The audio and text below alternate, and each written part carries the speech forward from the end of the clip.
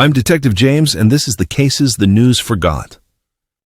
If you're listening to this, I need you to do something for me before we start. I want you to imagine a road you've driven 100 times. A normal road. Street lights, paint lines, maybe a gas station a mile away. Now imagine stopping there at 2 in the morning and realizing something is standing in front of your car. Not crossing, not attacking, just waiting. If you think you'd turn around, you're lying to yourself, because every officer I've ever worked with believes the same thing. We handle it, we step out, we solve it. That confidence is the uniform long before the badge, and it's exactly what got Ramirez killed. Or worse. My name is Detective James. I was assigned lead investigator on what the department officially calls the Unit 12 incident. Unofficially, we call it the night the road answered back. If at any point you think I'm exaggerating, good. Hold on to that. I used to think the same way. Until I heard the tape. 2:17 a.m. routine patrol update. I've listened to it so many times I can recite it from memory. Ramirez gives location. Cole complains about the coffee machine at the station. Dispatch laughs.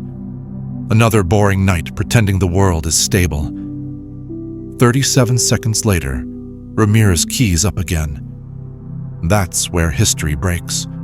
His voice comes through thinner, like the air around him had been pulled tight. Dispatch, we've got something in the road. I remember the first time I heard it. I pictured a stalled vehicle, drunk pedestrian, deer, anything with rules. Cole asks what it is. Ramirez doesn't answer. You can hear them staring. And then Ramirez whispers, "I don't think it's a person." When officers say that, it usually means distance, darkness, uncertainty, not impossibility. Dispatch asks them to illuminate. Procedure, procedure, procedure. God bless procedure, because it helps you pretend you're in control. You hear the spotlight kick on, a mechanical hum. Cole mutters, "Okay," and then he stops. Mid-breath, like someone pressed pause on him. Dispatch asks what they see. No reply, but the mic stays open. Their breathing fills the channel. Slow, sinking. I asked an audio specialist about that once. He said it's common under stress. Humans mirror each other, share panic. But I've listened to that breathing in the dark, alone with headphones on. And it doesn't sound shared. It sounds rehearsed. Finally, Cole speaks. He says, "It's facing us." Dispatch asks for description. Height, clothing, movement. Cole says, "It's not moving." Ramirez says, "It's wrong." I remember pausing the recording there. I remember leaning back in my chair. I remember telling myself, wrong how? Too tall? Too thin? Injured? But Ramirez never clarifies. Because something else takes his attention. The spotlight dies, not fades, not flickers. Gone. Cole swears. Ramirez breathes in sharply. And then he says the sentence that still visits me at night. "Okay, no, I don't like that. Backup is 3 minutes away. 3 minutes is survivable. 3 minutes is hope." Ramirez says copy. Then I hear fabric shift. Door handle. Cole asking what he's doing. Ramirez says, "I think it wants to see me better." I have replayed that line more than any other. I've tried to find sarcasm, bravado, anger. There is none. He sounds like a man who has accepted an invitation. You hear his boots hit pavement. Dispatch is shouting. Cole is shouting. Sirens growing louder in the distance. Ramirez stops. For one beautiful, impossible second, I thought he might come back. Then he says, "Oh, I see. I used to wonder what he saw. Now I wonder what saw him." The radio cuts. Dead silence, no static, no struggle, just absence. Backup arrives, cruiser running, doors open, no officers. Flashlights inside, hats on the dash, like men who stepped out for a conversation they expected to finish. But here's the detail they don't put in reports, the thing that made command bring me in: the dash camera. When tech reviewed the footage, they found something. One frame, less than a blink. Both officers standing beside the hood, looking directly into the camera. Not where Ramirez walked, not near the trees, by the car, faces empty, as if they had already been placed somewhere else. Then the next frame. They are gone. Video correct. Empty road. Nothing ahead. Nothing at all. When they showed me that image, I asked the question every detective asks when the world breaks. Is it a glitch? They said maybe. I asked, can you recreate it? They said no. I asked, where did they go? And nobody answered. I visited the scene before sunrise. Cold. Windless. The kind of night where sound should travel forever. But it felt swallowed, like the dark had weight. Their footprints went a few steps from the cruiser. Oh, then stopped. No drag marks, no return, just absence. I remember staring at those prints thinking, you don't disappear forward. That's not how motion works. Something had interrupted the sentence. That was the moment I realized something that has never left me. Whatever happened to them did not require speed.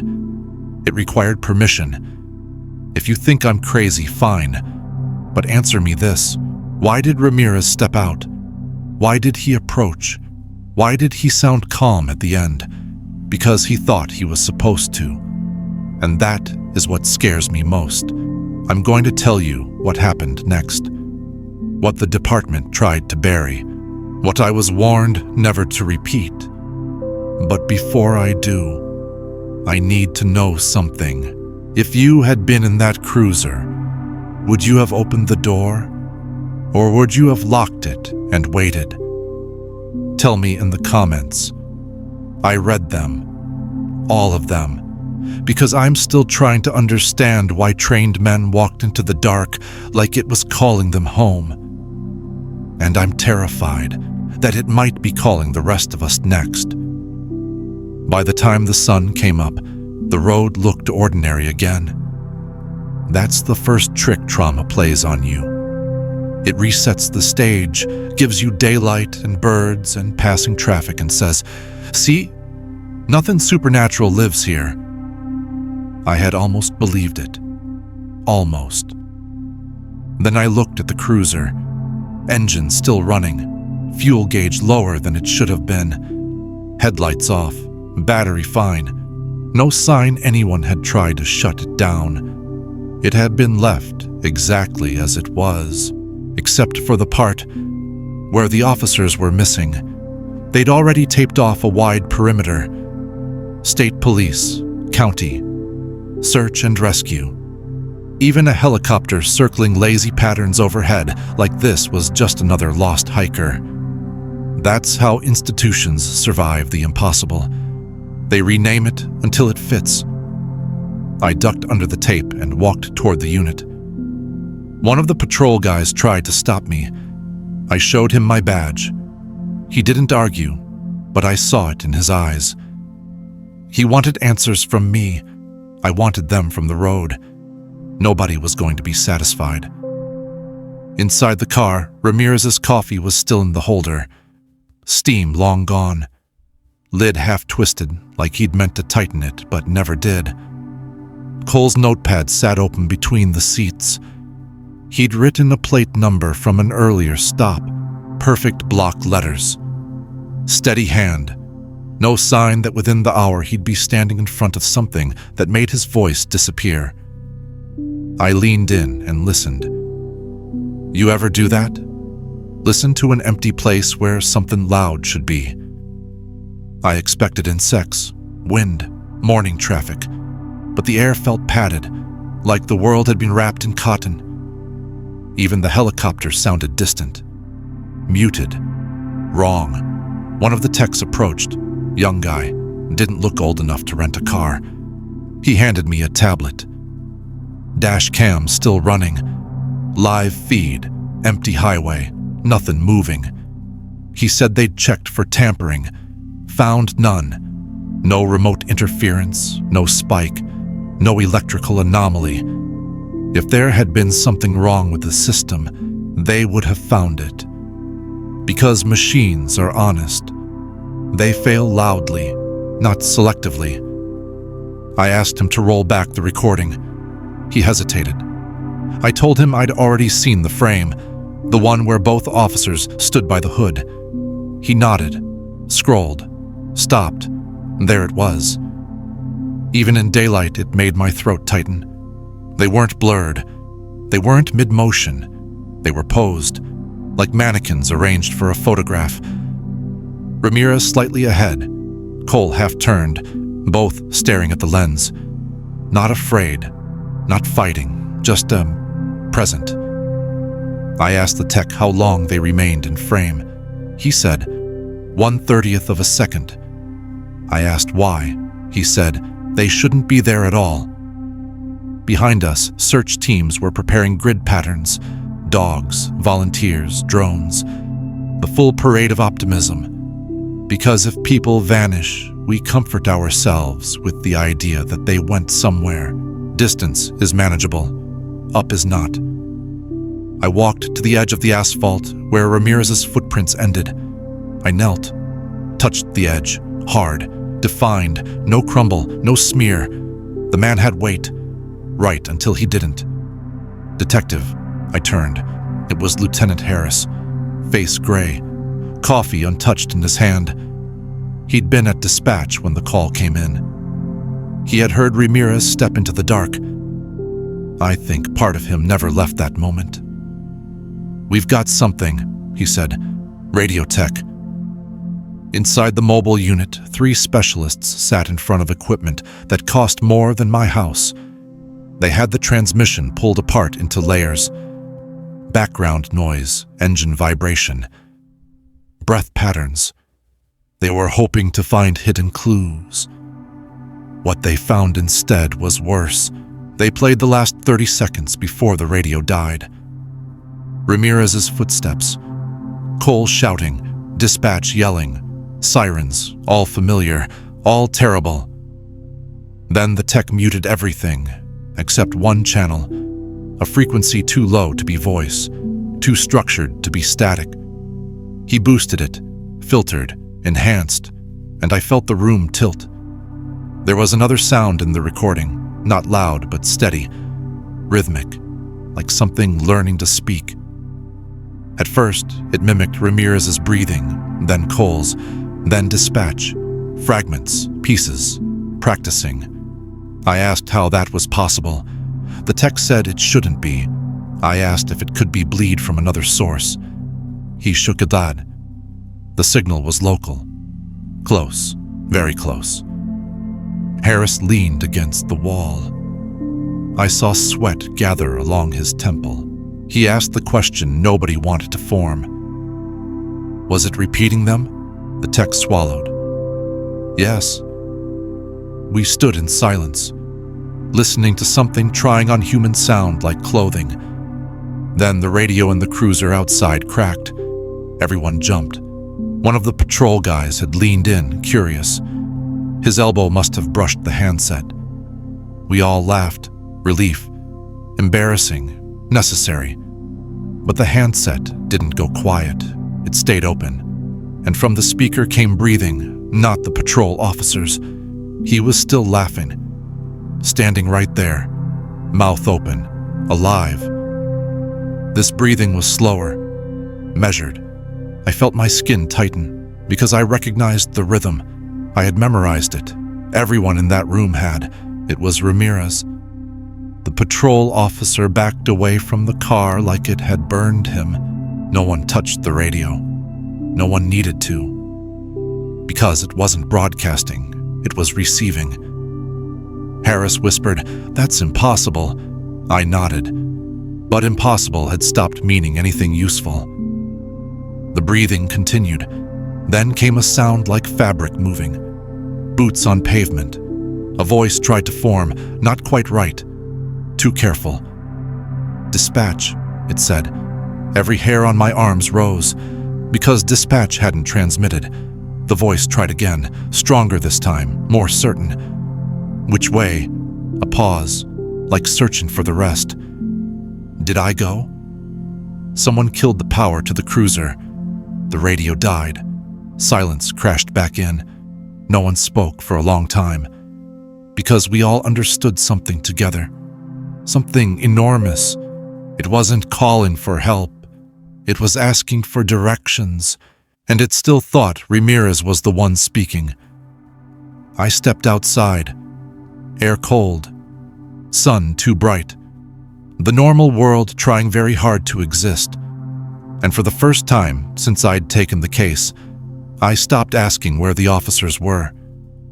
I started asking what had taken their place. If you think we should have left right then, you're smarter than we were. Because what happened next required a decision, and we made the wrong one. I've replayed the next decision in my mind 1,000 times. Every version ends the same way, with us leaning toward the dark instead of away from it. Because that's what investigators do. We move closer, even when the universe is politely suggesting we shouldn't.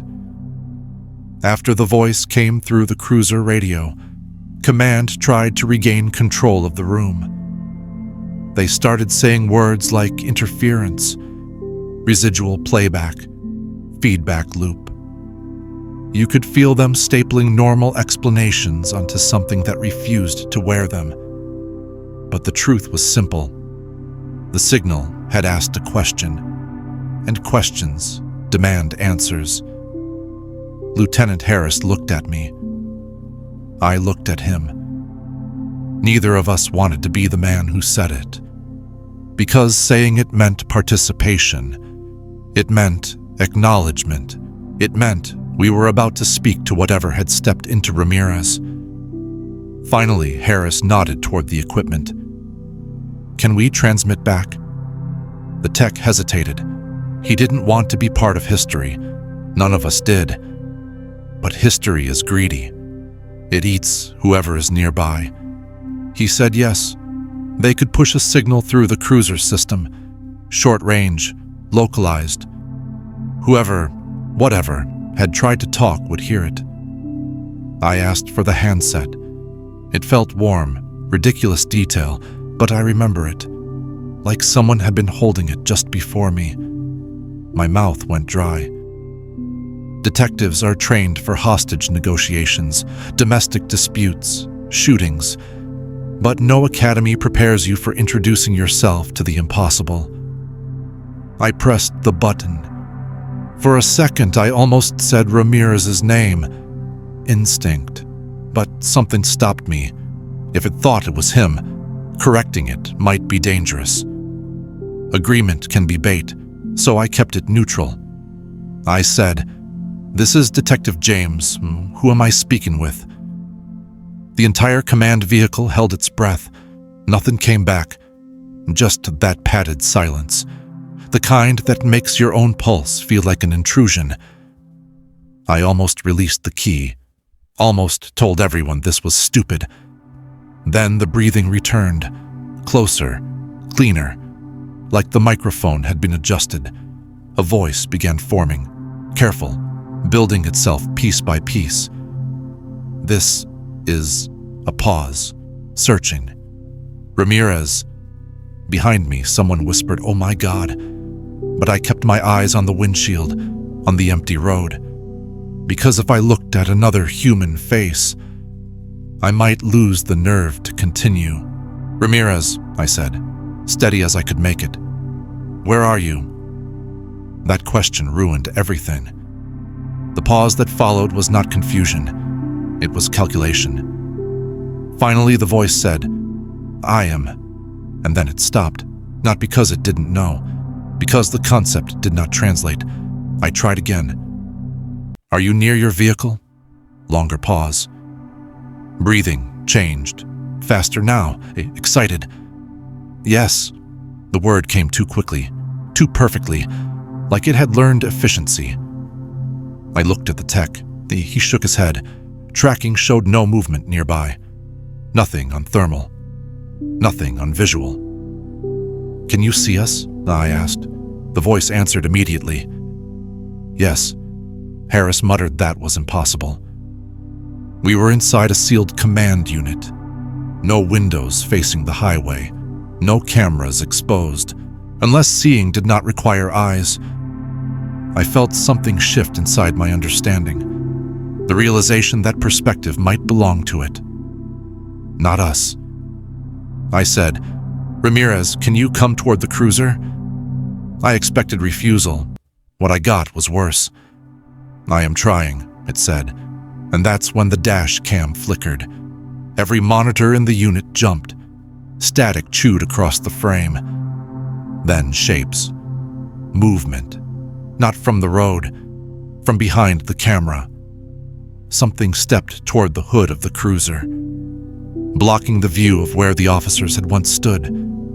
Too tall, too narrow, like a shadow trying to remember bones.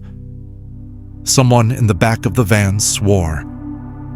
Another officer backed into a rack of equipment. I heard metal crash. Nobody cared, because the figure leaned toward the windshield, toward us, and where a face should have been. There was effort. Features assembling like wet clay. Eyes too deep. Mouth arriving late. It opened that mouth, and the radio spoke. I am here. I dropped the handset. Didn't mean to. My fingers simply abandoned it, like the rest of me wanted to follow. The tech killed the transmission. Screens went black, power down, emergency shutdown, every protocol we had. But the worst part was that, in the fraction of a second before the feed died, the figure had begun to correct itself, becoming shorter, broader, human. It was improving, and it had learned where we were. No one argued after that. No more theories, no more technical debates. We all understood something ancient. We had not contacted a survivor. We had updated a predator. Harris ordered full withdrawal. Perimeter extended. Everyone back. Now.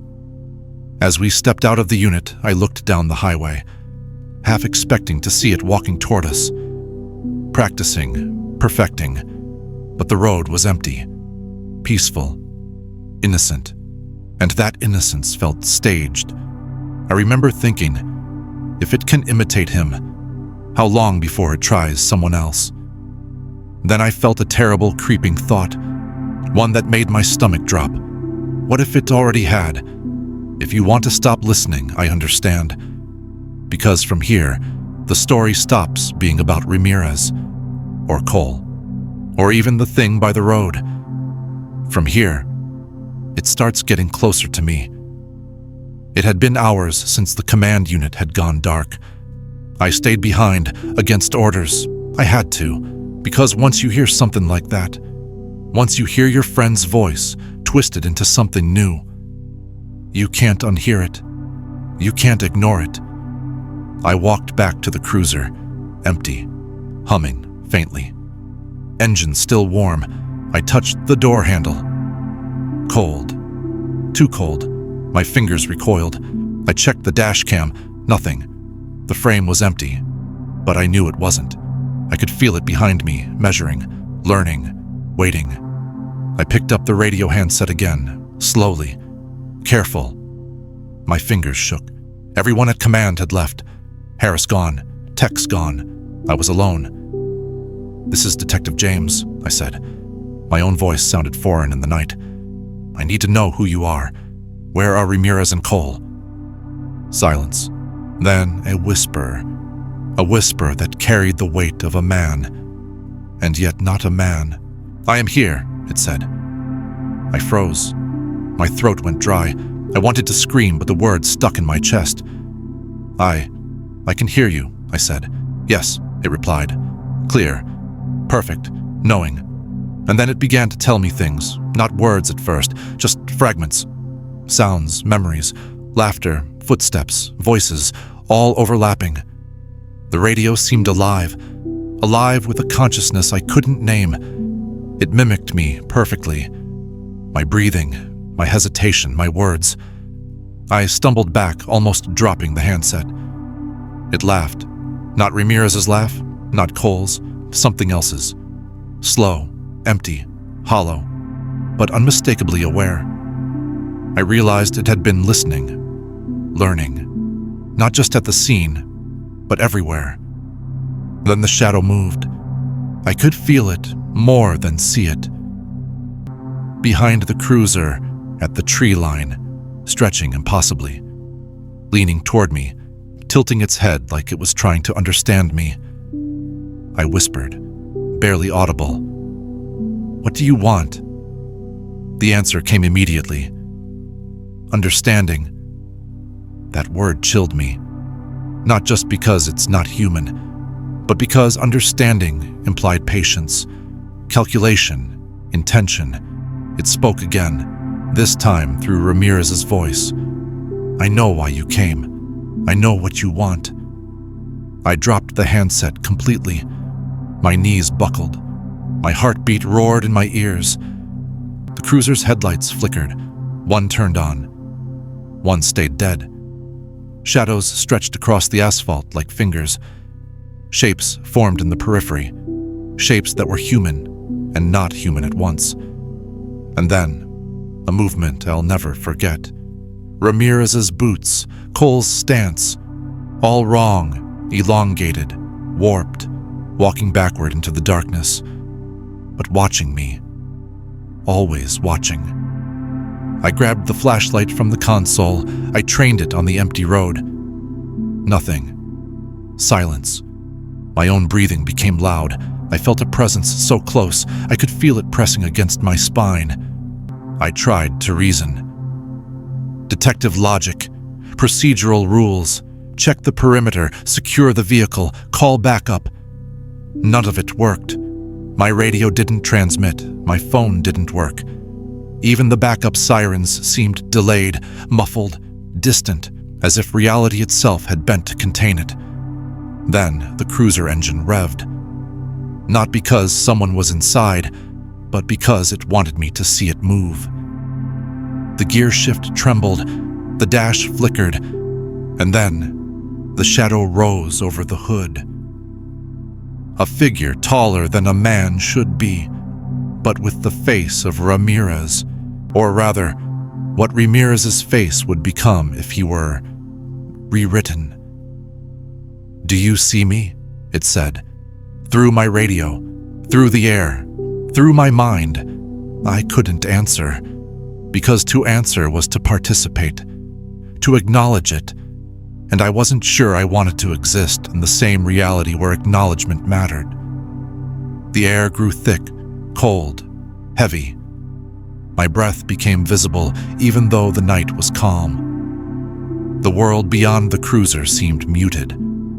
The road stretched endlessly, but I couldn't see the horizon, and then it started mimicking me. Every subtle movement. I lifted my flashlight, so did it. I spoke a word, so did it. Its voice no longer contained Ramirez or Cole. It had made a voice of its own, shaped from their patterns, mine, and something deeper. I stumbled backward, tripped, fell. The asphalt scraped my hands. The handset bounced away, and in that moment I knew the terrible truth. It didn't just want Ramirez or Cole, it wanted me. It had waited for someone to investigate, someone curious, someone rational, someone who believed understanding meant control. It had learned control was an illusion. I scrambled to the cruiser. The engine roared again, headlights flared, and I saw, just for a fraction of a second, the reflection of all 5 officers. Not behind me, not in the shadows, inside the car, packed impossibly into the seats. Their faces pale, blank, watching me, waiting for their turn. Then it vanished. The radio went dead. The headlights went out. Silence. Absolute. I was alone, but not really. I could feel it still. Following, listening, learning, waiting. The thing that took Ramirez and Cole, and perhaps the others, was patient. And patience is worse than speed, because it waits until curiosity brings you to it. I didn't leave the cruiser that night. I couldn't. Every shadow in the tree line whispered, "Come closer." By dawn, the command unit found me, kneeling beside the cruiser, shaking, radio in hand, flashlight off. I wasn't hurt, not physically, but I wasn't whole. They asked what happened. I said nothing. How do you explain voices that aren't yours? Footsteps where no one walks? Faces that appear only in reflections and vanish? They filed a report.